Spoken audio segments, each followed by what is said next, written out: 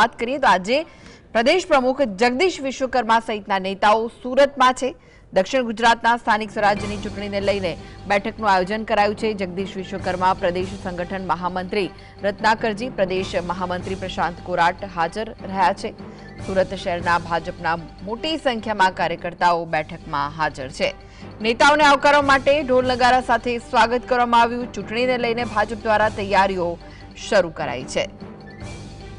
ભાજપના દિગ્ગજ નેતાઓ સુરતમાં છે। વધુ વિગતો માટે જોડાઈ ગયા છે સંવાદદાતા સાહિસ।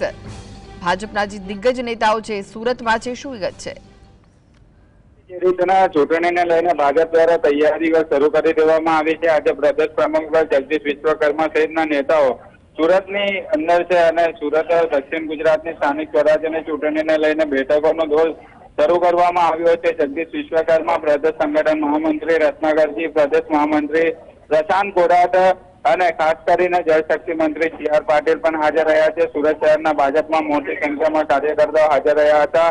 નેતાઓને આવકારવા માટે ઢોલ નગારા સાથે સ્વાગત કરવામાં આવી રહ્યું છે। ચૂંટણીને લઈને ભાજપ દ્વારા તૈયારીઓ જે છે તે શરૂ કરવામાં આવી છે। દિગ્ગજ નેતાઓ આજે સુરતમાં છે અને તેમના આગેવાનોની અંદર બેઠકની આયોજન કરવામાં આવ્યું છે। જે રીતના મહાનગરપાલિકાનું ઇલેક્શન આવી રહ્યું છે ત્યારે કઈ રીતની કામગીરી કરવાની હોય છે, તમામ સૂચનો જે છે તે કરવામાં આવશે અને તમામ સૂચનાને લઈને અત્યારે મોટી સંખ્યામાં કાર્યકર્તાઓનો જમાવડો જે છે તે જોવા મળી રહ્યો છે। જગદીશ વિશ્વકર્મા હાલ પહોંચી ચૂક્યા છે અને હાલ તેમને ઢોલ નગારાની સાથે આવકારવામાં આવી રહ્યું છે। જળશક્તિ મંત્રી સી.આર. પાટીલ, અનેક ધારાસભ્યો પહોંચ્યા છે, સાથે સાથે કોર્પોરેટર છે, પૂર્વ મેયર છે, તમામ લોકો જે છે તે હાલ પહોંચી રહ્યા છે અને હવે બેઠકોનો દોર શરૂ કરવામાં આવ્યો છે। જી, આભાર સાહિસ માહિતી આપવા માટે।